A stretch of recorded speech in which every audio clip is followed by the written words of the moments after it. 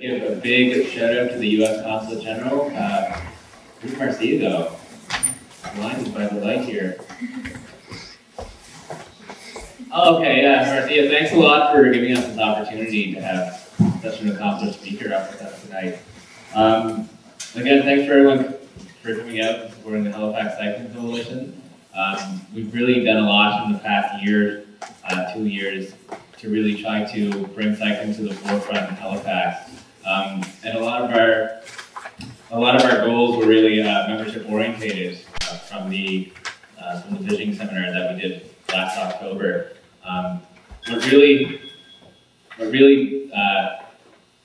delights us is being able to present you with the caliber of speaker that we're about here tonight.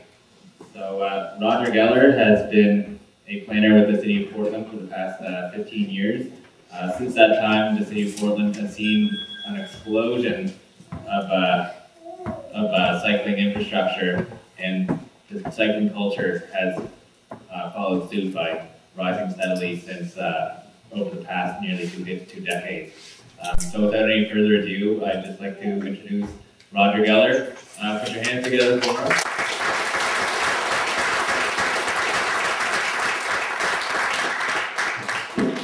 Thanks very much. It's a pleasure to be here. Thanks very much to the Halifax Cycling Coalition. I appreciate the opportunity to come and talk to you tonight, and thanks to you all for coming out and hearing what I have to say. And as Steve mentioned, thanks also to the Consulate for making this trip possible. So I'm going to talk tonight a bit about Portland, Oregon, and the experience that we've had over the past 15 years.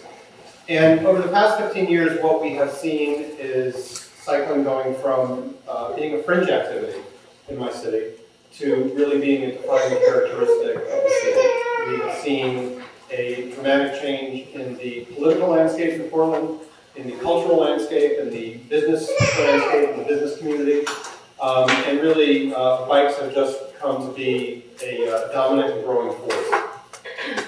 We have a long ways to go. We have aspirations to be truly a world-class cycling city in Portland. We know that we've been successful in attracting really just a small proportion of the population, but that small proportion of the population has been enough to really create a dramatic change just in how the city looks, how it operates, and how we all think about ourselves in Portland. 15 years ago, Portland was a North American city like any other North American city. In many ways, we still are. We're still dominated by the car. We were much more dominated by the car back then. And the Portland story is really about how we started many years ago making incremental changes in bicycling and started to provide some improvements and attract people to bicycling, and how that has finally grown to the point where a few years ago we seemed to hit a tipping point, really, and things have just progressed dramatically since then. So I subtitled my presentation, "The Continuous Interplay Between Facilities, Ridership Policies, and Funding," just in case there's any real wonks out in the crowd. It's always good to appeal a little bit to everybody. So Portland is known as, there's a lot of bumper stickers in Portland that say, "Keep Portland weird," and hopefully you'll understand why after you see the slide. So in the beginning, we really started with policies, and I can't stress the importance of that enough. We have had complete streets policies on the books in the state of Oregon since the early 1970s, where a really far-reaching or far-thinking, forward-thinking legislature adopted a bill called the Bicycle Bill. And it requires that any new road or significantly reconstructed roadway provide the appropriate bicycle and pedestrian facilities. It also required that a minimum of 1% of general transportation revenues, basically gas tax, be dedicated to building bicycle and pedestrian facilities. So that was a really forward-looking law. Despite that, things didn't really grow that rapidly. But what it did get us is it got us some facilities. And what those facilities did was they got us some ridership. Not a lot, but a little bit. We started out very slowly. But with that ridership, what happened was we got some advocacy. And we got our policies enforced a little bit better. and that led to a little bit more funding for bicycling. And that additional funding got us better facilities. And that better facilities got us ridership, capital R this time. And what that ridership got us was even a stronger advocacy. There were now more people interested in really improving conditions throughout the city. And that brought us more funding. And what that more funding has got us was, it got us facilities. And we've got pretty good facilities right now in Portland. And those pretty good facilities have got us some pretty good ridership levels. And that pretty good ridership level right now has got us to a point where, as we update our bike master plan, we are really going after some very strong policies. We are seeing bicycles being essentially mainstreamed in the politics of our city. We see very strong public acceptance of bicycling. We are really going after policies that are setting up in policy a direct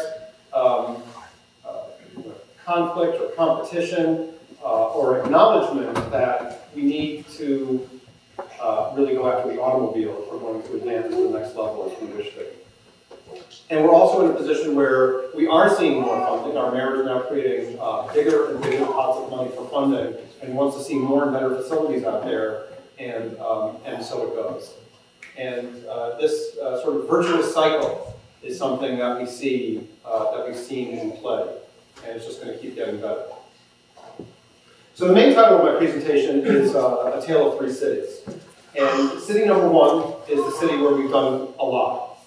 And mostly what we've done has been to build a bikeway network. We started with very low mileage back in the early 1990s. We're up to a point now where we've got just about 300 miles of bike facilities. And as we've built those miles of bikeways, we've seen our ridership grow quite a bit. These counts, this line just reflects the ridership on our more bike-friendly downtown bridges. But we do counts at locations throughout the city, and we see a similar pattern of growth citywide. Have been more or less a geometric growth for quite some time, and as I said, it's really gone exponential in the last few years. In '92, when we had 83 miles of bikeways, we saw fewer than 2,000 trips into our downtown, which is where the bridges lead. We now have, in 2008, with 274 miles of bikeways, we had 17,000 trips over those bridges into the downtown. Those are not the only access points into the downtown, but they're easy places to count. It's not all about engineering, although it principally is about engineering, providing facilities. I'll talk about the other E's of bicycling. I'll talk about encouragement, education, and enforcement. But notable is our encouragement programs. We have a program called Smart Trips that annually goes out into a 20,000 household swath of Portland and basically runs an individualized marketing program. We go out and identify people who might be interested in doing something other than drive, give them some information about how to do that, lead rides weekly, actually 3 to 4 times a week in those neighborhoods throughout the course of the summer to get people some hands-on experience with bicycling. And that program has been very successful. Every neighborhood we've been in, we've seen a 9% drop in drive-alone trips out of that neighborhood. The counts that we've done and the data that we've gathered has been absolutely crucial to advancing our cause. We've all heard the argument, why are you wasting my taxpayer money building bike facilities? Nobody ever rides a bike. And it's